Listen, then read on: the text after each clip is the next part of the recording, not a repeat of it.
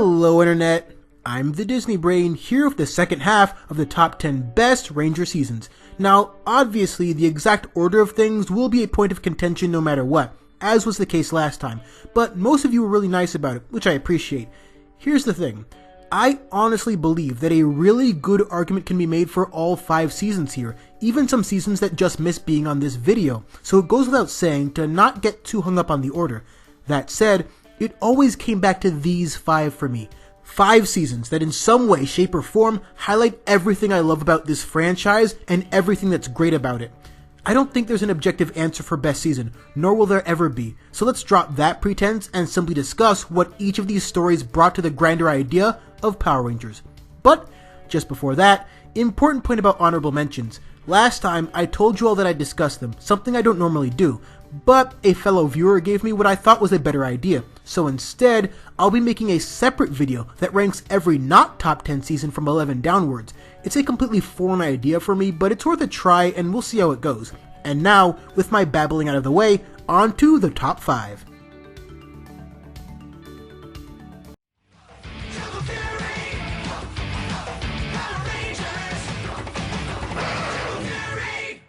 Jungle Fury wins the dubious award of being better post-analysis, but falling 2 spots anyways. That's just how tight this list is. But the most underrated season of Rangers ever is still among the very best, and at the core of why is learning and development, 2 ideas I place heavy emphasis on when rating a season overall.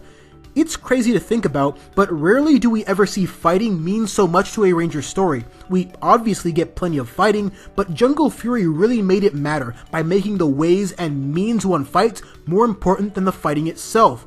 And that's on top of how unique a lot of the choreography we get is, which then goes on to help build the seminal part of this season, the characters. We've gotten seasons where only a handful of characters make an impact or learn anything at all, but here, in this rare gem of a season, everyone from Casey to Fran comes away with a deeper understanding of something or someone, and it's only after that understanding happens that the characters in question, except Fran unfortunately, can then advance themselves as fighters too. And from that comes some of the best use of character dynamics in any season period. We see this mastery on display as soon as the opening bell rings, where one dynamic creates a second which fuels character growth paralleled by the big bad himself.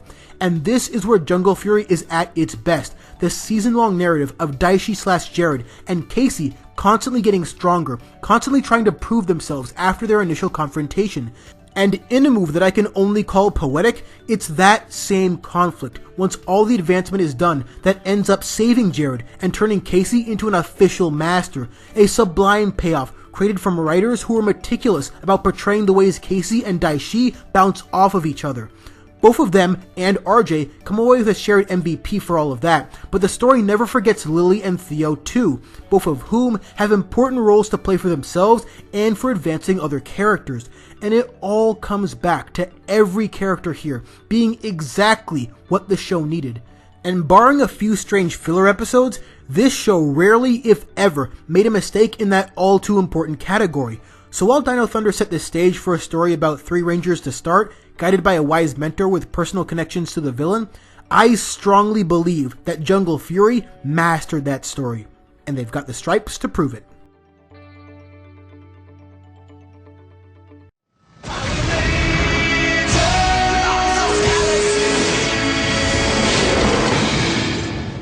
Yeah, I know, trust me, I feel really weird about this one too. Now, this doesn't, and never will, mean that any season replaces Lost Galaxy as my favorite ever. But, for the sake of a good list, there is simply more to consider than that. So, just like how I rated Sky higher than Kai, and Jen higher than my favorite Ranger of all time, this just made more sense to me. That said, Lost Galaxy does what no other season is capable of, placing death and sacrifice at the core of its story, and forcing the survivors to trudge on despite their heavy hearts. It's not just bloodshed for the sake of it, there's a reason and a meaning to all of it. Mike doesn't just die in episode 2, he dies after inheriting the powers that Leo would go on to utilize, forcing Leo to prove that he is the true Red despite his guilt.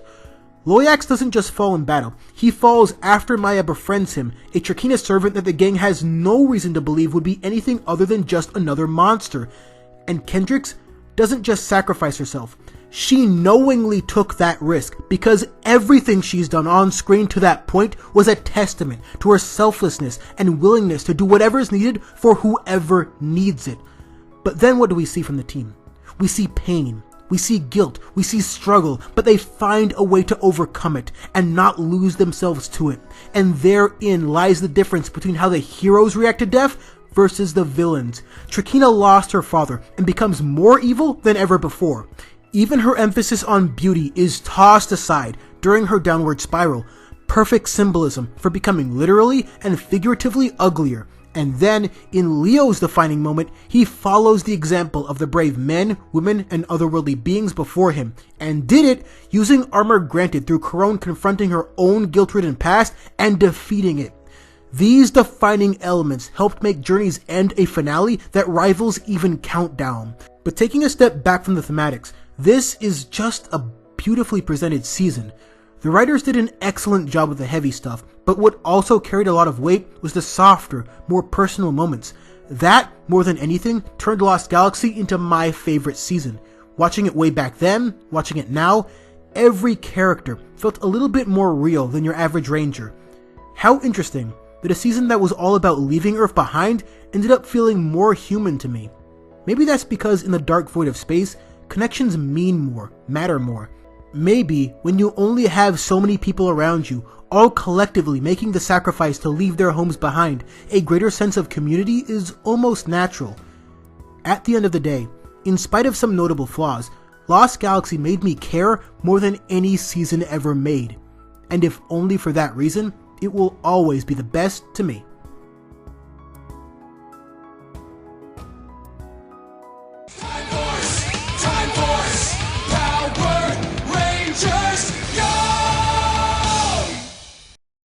The single most indefensible part of my original list was how in God's name Time Force ended up outside of the top 5.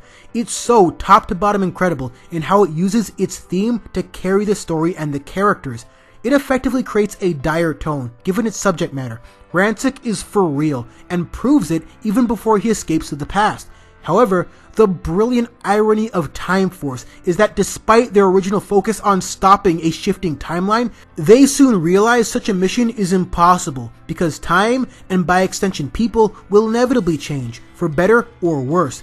And internalizing that idea goes right along for the larger and more timeless defining feature of this season, how personal this mission is. The year 3000. 999 years removed from the Earth we know, and the element that connects these heavily divergent time periods the most are the same emotions that have driven humans since the dawn of our existence. And with that comes perhaps the single greatest character dynamic ever penned by a team of Ranger writers, a dynamic that is unrelenting and constantly pushes both Wes and Jen past where they started as characters, and with each successful step forward in their relationship, Wes makes a solid case for best Red Ranger ever, and Jen only further solidifies her case for being the best Pink Ranger ever. Their shared growth also presents a great contrast to Alex. That's why, when Alex returns, his hyper-conservative approach no longer flies. Consider this.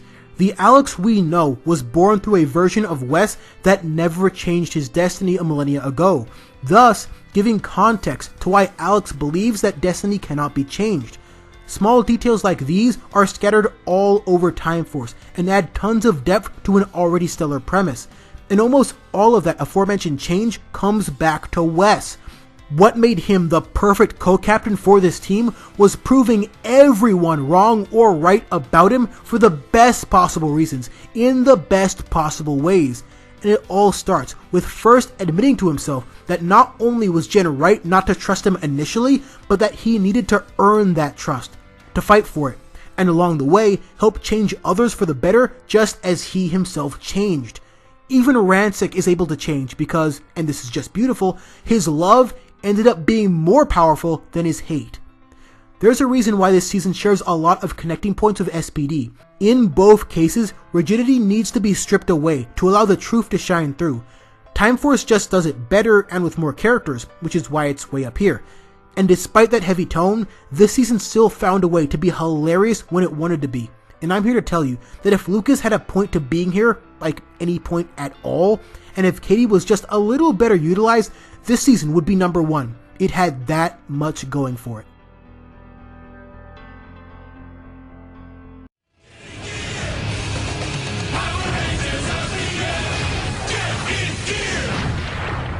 RPM is the kind of season you get when great actors are led by visionary producers who hire great writers. Importantly, none of those aforementioned parties felt the need to overly rely on more traditional Ranger elements, nor should they have. That's how you get seasons like Megaforce. Rather, they chose to craft a tale of such originality and depth that every answer only serves to begin unraveling another question. I do call it the nearly perfect season for a reason. It, more than any other season, throws caution to the wind and does what any good franchise should do, takes chances, and those risks pay off, giving us one of the most complete teams ever assembled. Excluding the twins, who unfortunately never got a focus episode, we gain valuable insight into every character here. We understand their past, how it speaks to their present, and what drove them to change, or grow, or in Dr. K's case, what caused her to regress personally and shut herself in at first.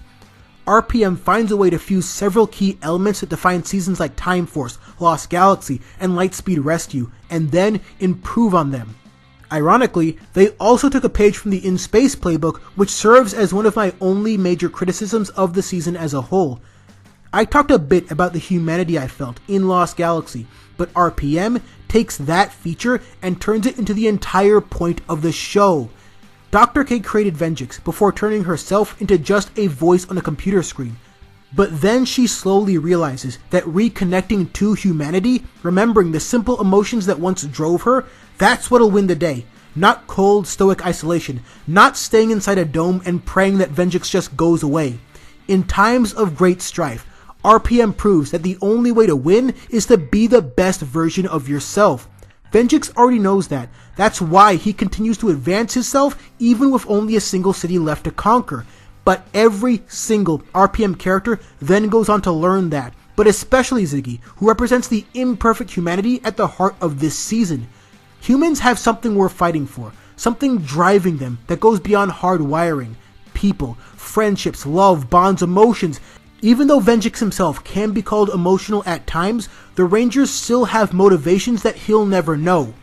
And that's why they beat him. And while there is a decidedly darker tone in this season, and even darker undertones, RPM finds a way to be one of the funnier seasons as well, expertly nailing their use of self-referential humor. This is the kind of quality you get when you're willing to spend extra for the sake of story and aesthetic. This is the kind of story you get when attention is paid to even small details like why the Zords look more like toys than actual toys. And this is the kind of season you get when the showrunners set out to make something great and not settle for something subpar. The horrible irony being that because Disney didn't care about Rangers, RPM could have been the high note that the franchise ended on. But neither it nor most great seasons would exist at all without the all-time greatest season of Power Rangers.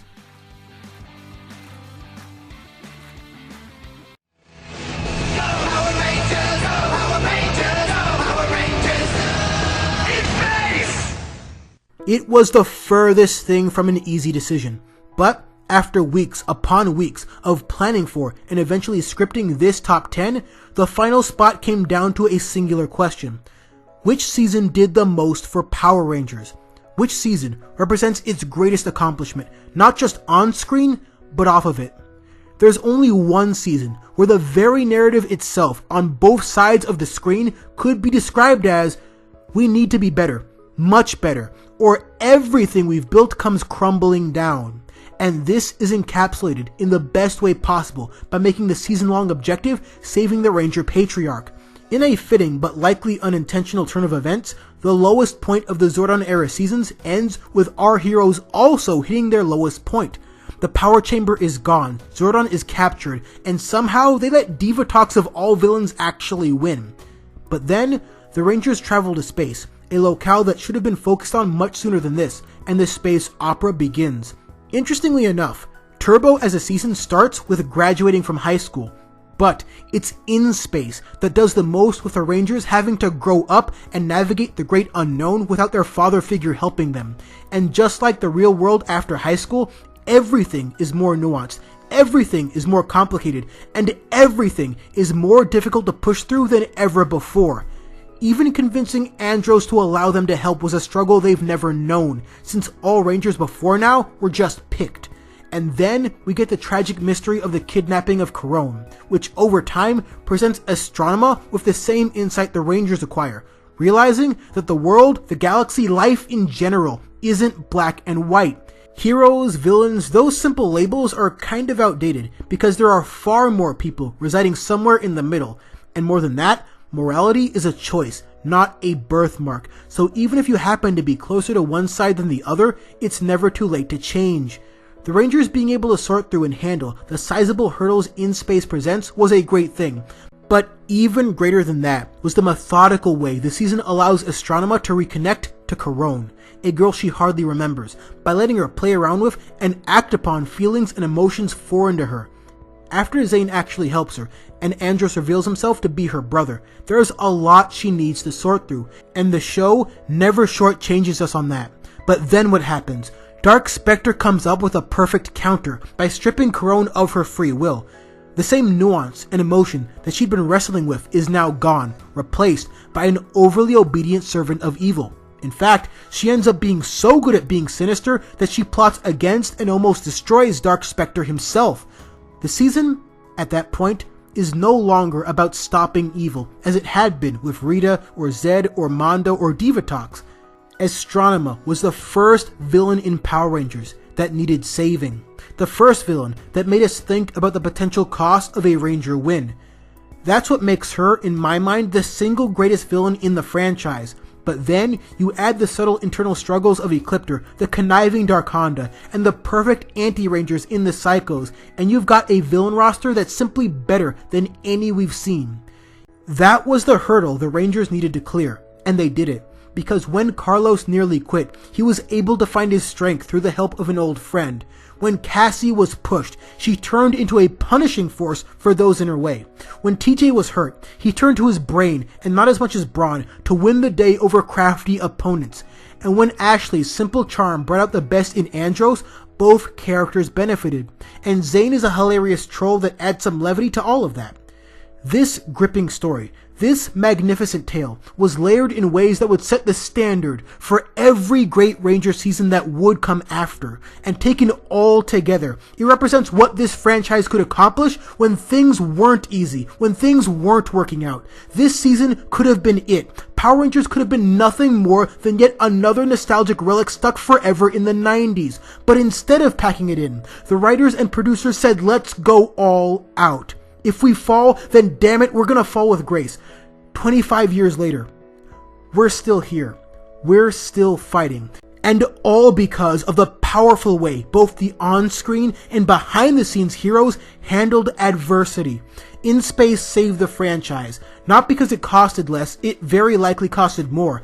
Not because someone else was buying the rights, that was years away. But because they simply made as great a show as possible with who and what they had. I know this will be hotly debated, as it should be, but for me, In Space earned the #1 spot. And lest we forget, a grand total of 0 of the seasons we talked about today would exist if it were anything less. And so brings a close to the top 10. As I mentioned, I'll be putting together a separate video for ranking the seasons that didn't make this list. However, that won't happen right away because I want to wait until after I fully review Super Ninja Steel. It'll likely be during said review that I'll be announcing the viewer competition I mentioned before, so stay tuned for that. Also, you guys should totally follow me on Wattpad, as this website may or may not have a little something to do with that aforementioned viewer competition. So, lots of exciting stuff happening in the near future. And yes, that will eventually include the Lightspeed Rescue review. But until then, thanks for watching.